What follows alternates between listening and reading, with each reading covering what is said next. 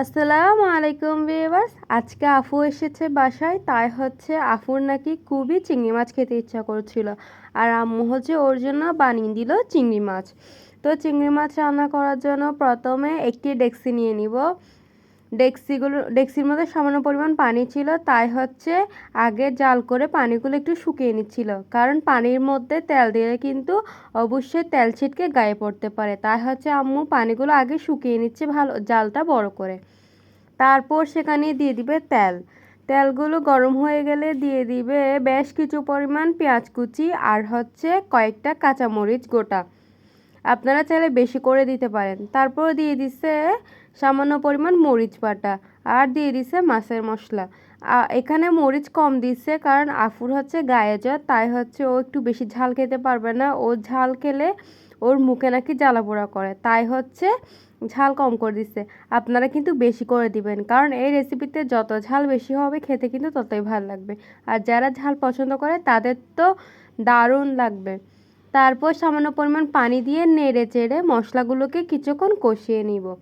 মশলাগুলো ভালো করে কষে গেলে সেখানে দিয়ে দিব আগে থেকে নুন দিয়ে মেখে রাখা চিংড়ি মাছ। চিংড়ি মাছগুলোকে নুন দিয়ে মেখে রেখেছে যাতে চিংড়ি মাছের মধ্যে নুনটা ভালো করে ঢুকে যায়। আপনারা চাইলে নুনের সাথে হলুদ এবং সামান্য পরিমাণ মরিচ দিয়েও মেখে রাখতে পারেন। তারপর দিয়ে দিবে বেশ কিছু পরিমাণ পানি ঝোলের জন্য। ঝোলগুলো অনুমান করে দিতে হবে, এমনভাবে ঝোল দিতে হবে যাতে চিংড়ি মাছগুলো সিদ্ধ হয়ে সামান্য মাখা হয়ে থাকে। তারপর দিয়ে দিবে টমেটো টুকরো। টমেটোগুলো আপনারা যদি চান লাস্টে দিতে পারেন, তবে আম্মু কষানোর সময় দিয়ে দিছে। তারপর ভালো করে নেড়েচেড়ে ঢাকনা দিয়ে দিছে যাতে চিংড়ি মাছগুলো ভালো করে কষে যায়। এরই মাঝে আমি একবার দুইবার ঢাকনা খুলে চেক করে নিয়েছিলাম চিংড়ি মাছগুলো ভালো করে সিদ্ধ হয়েছে কি না। চিংড়ি মাছ তো ভালো করে সিদ্ধ হয়ে গেছে, তবে পানিগুলো কিন্তু এখনও কমে নাই।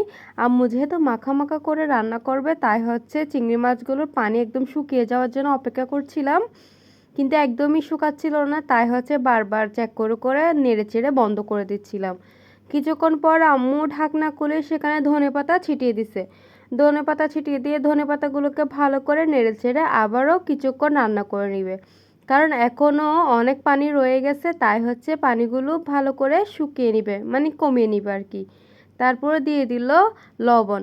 লবণ চিংড়ি মাছের মধ্যে সামান্য দেওয়া হয়েছিল, কিন্তু টেস্ট করে দেখলো লবণ কম মনে হচ্ছে, তাই হচ্ছে আম্মা আবারও লবণ দিয়ে দিল।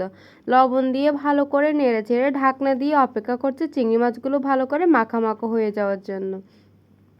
আম্মু এতটুকুই মাখা করে নিচ্ছে, আপনারা যদি চান আরেকটু শুকিয়ে নিতে পারেন, এতে কিন্তু খেতে বেশি ভালো লাগবে। ধন্যবাদ এতক্ষণ সাথে থাকার জন্য। আল্লাহ হাফেজ।